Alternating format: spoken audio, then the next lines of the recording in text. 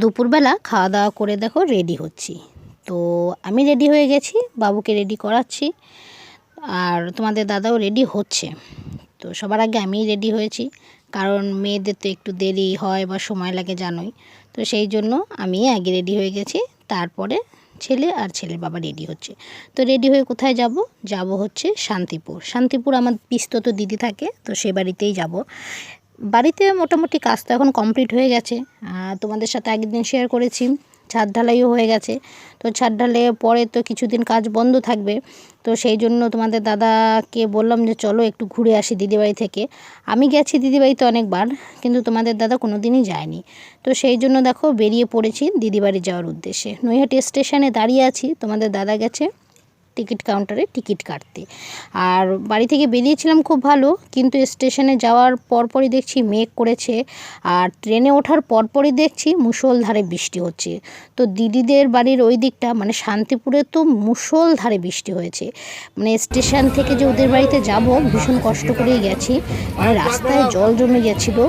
তো আর ওই জন্যই তোমাদের সাথে সেভাবে কিছু শেয়ার করতে পারিনি। ট্রেনে বসে আছি, আর মানে ট্রেন কারেন্ট যাচ্ছে আসছে, বারবার অন্ধকার হয়ে যাচ্ছে।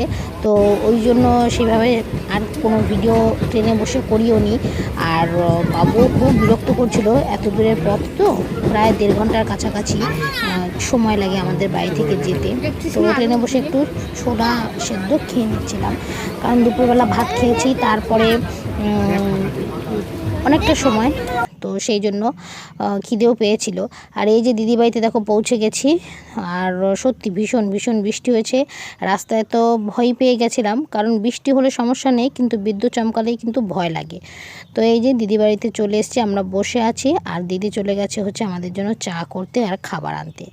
তো যেহেতু সন্ধেবেলা, তো সেই জন্য ছেলেকেও একটু দুধ খাইয়ে দেবো, আর আমরা হচ্ছে চা মুড়ি এগুলোই খাবো। তো আত্মীয় স্বজনের বাড়িতে মাঝে মধ্যে কিন্তু যাওয়াটা উচিত, তাহলে হয় কি সম্পর্কটা বেশ ভালো থাকে, ভালো হয়, তাই না? আত্মীয় স্বজন আছে, কিন্তু তাদের বাড়িতে যাওয়া আসা না থাকলে যত কাছেরই মানুষ হোক না কেন, সম্পর্কটা যেন কেমন যেন একটু দূরত্ব হয়ে যায়। তো ওই যে দিদির মেয়ে আর আমার ছেলে ফোন নিয়ে বসে গেছে, কী আর বলবো, বাচ্চা কাচ্চার কথা বলার কিচ্ছু নেই। আর আমরা চলে এসেছি ওপরে, তো ওখানেই বসেছিলাম। আর এই যে মুড়ি তোমাদের দাদাকে দিয়েছি, মুড়ি চপ সিঙ্গারা, তো দিদি ছেলেকে দিয়ে আনিয়েছে এইগুলো।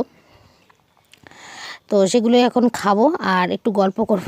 2টো সিঙ্গারা দিয়েছিলাম তোমাদের দাদাকে, তোমাদের দাদা একটা আমাকে আবার রিটার্ন দিয়ে দিল, বললো যে না আমি খাবো না, খুব একটা ভাজা পোড়াও পছন্দ করে না। তো আর আমি তো আরোই খুব একটা পছন্দ করি না, তবুও গেছি যেহেতু দিদি এনেছে, তো ওই জন্য একটা একটা করে সবাই খেয়েছি। তো আজকে ভিডিওটা সেরকম বড় কিছু তোমাদের সাথে শেয়ার করতে পারছি না, কারণ দিদিবাড়িতে গিয়ে পৌঁছেছি সন্ধেবেলা, তারপরে আর কী বা থাকে, কোথাও যাওয়ারও ছিল না ওই বৃষ্টির মধ্যে। আর ওই জন্য সেভাবে কিছু শেয়ারও করিনি। রাত্রেবেলা দেখো খেতে বসে গেছি আমরা, বেশ অনেক কিছুই রান্না করেছিল দিদি, আর দিদি বেশ ভালোই রান্না করে। তো আগে বাবুকে খাইয়ে দিয়েছি, বাবু আর দিদির মেয়ের খাওয়া দাওয়া হয়ে গেছে, এখন আমরা পরে বসেছি।